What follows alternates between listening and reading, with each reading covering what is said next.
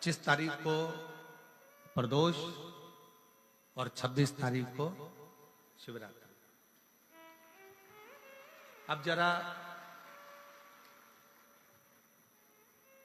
प्रदोष के पर्यांत की, प्रदोष के बाद की बिल्कुल लगी हुई पीठ से जो शिवरात्रि होती है, वो शिवरात्रि अगर उस शिवरात्रि का व्रत, साधना, तप, भजन, संसार का मनुष्य कर लेता है तो जिंदगी में उसने कोई व्रत किए ना किए हो, अगर एक व्रत शिवरात्रि का, प्रदोष की पीठ से लगी हुई शिवरात्रि का अगर कर लेता है तो उसको पूरे जीवन के व्रत का पुण्य फल प्राप्त हो। एक व्रत शिवरात्रि का प्रदोष पर्यंत की, अर्थात प्रदोष की पीठ से जुड़ी हुई। अब अगर आप कोई ब्राह्मण से, अगर कोई विद्वज्जन से, कोई पंडित जी से आप पूछेंगे प्रदोष कितनी बजे लग रहा है, वो बताएंगे। फिर प्रदोष लगने के बाद प्रदोष कब समाप्त हो रहा है, तो जिस दिन 26 तारीख हो रही है उसमें लगाया, दोनों की पीठ मिल रही, दोनों।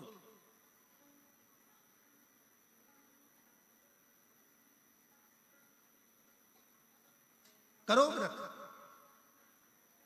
आपने कितनी भी एकादशी के व्रत करे हो, कितनी भी द्वादशी के व्रत करे हो, कितनी भी चतुर्थी व्रत करे हो, कितनी भी तीज व्रत करे हो, कितनी भी अष्टमी का व्रत करा हो, कितनी भी नवरात्रि के व्रत करा हो, कितनी भी तीज का व्रत करा हो, चाहे दुनिया के कितने भी व्रत आपने करे हो, अगर आपने एक महाशिवरात्रि का व्रत नहीं करा तो कोई व्रत का पुण्य फल आपके खाते के अंतर्गत आ नहीं पाता।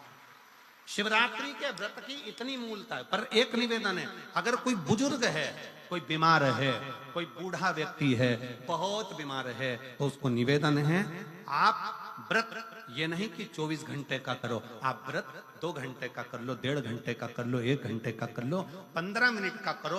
पर निवेदन है कि जो बीमार व्यक्ति है वो आधे घंटे, 1 घंटा, 2 घंटा, 6 घंटा, 15 मिनट पर शंकर की शिवरात्रि का व्रत ये विचार कर करना।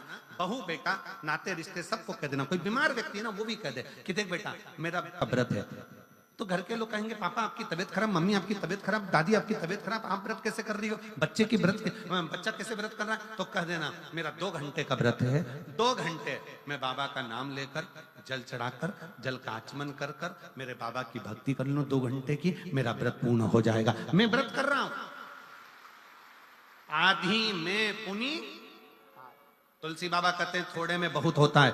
आपके व्रत अगर कोई बीमार है उसके लिए, अगर कोई कष्ट है शरीर में उसके लिए ऐसा व्रत है, बाकी के सभी के लिए तो वही व्रत शिवरात्रि का पूर्ण व्रत है जिसमें भगवान शंकर की विरल भक्ति को हम प्राप्त करें। वहां शिवरात्रि 26 फरवरी की है, 26 फरवरी। और प्रदोष कब का है, जम के बोलो जरा, 25 फरवरी। 25 फरवरी को भी शाम के समय प्रदोष काल में बाबा का दीप लगाइए, प्रार्थना करिए और 26 तारीख का व्रत करिए बिना संकोच। और जिसके घर में शंकर भगवान के व्रत के लिए अगर झगड़ा हो रहा है तो निवेदन है व्रत बिल्कुल मत करिए। पति पत्नी का झगड़ा हो रहा है, पति कह रहा है क्या शंकर शंकर लग रहा है, अपने को शिवरात्रि के दिन शंकर जी का अपमान नहीं सुनना। इसलिए राजी हो तो व्रत करो।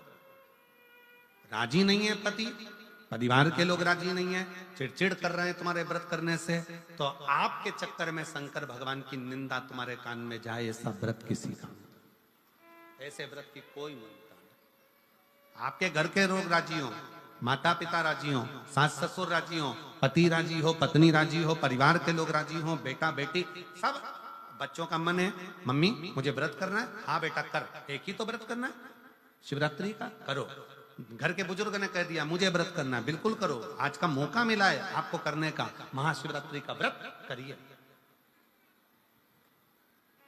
पर घर के अंदर अगर तुम्हारे व्रत करने से झगड़ा हो रहा है, काय को व्रत कर लिया, क्या होता है शंकर जी का व्रत करने से, क्या होगा शंकर जी का तप करने से, जबरदस्ती वो सीहोर वाले महाराज के चक्कर में पड़ी हो, क्या होगा शिवरात्रि व्रत से, क्या होगा शंकर जी को जल चढ़ाने से, तो उससे अच्छा है अपने घर में बैठो, श्री शिवाय नमस्तुभ्यं, श्री शिवाय नमस्तुभ्यं, श्री शिवाय नमस्तुभ्यं श्री शिवाय नमस्तुभ्यं श्री शिवाय नमस्तुभ्यं श्री शिवाय नमस्तुभ्यं। घर में बैठकर भगवान शंकर का गुणगान करो, भगवान शंकर का नाम जाप करो, भगवान शंकर की भक्ति करो। उससे बढ़कर कोई सुख नहीं, उससे बढ़कर कोई आनंद।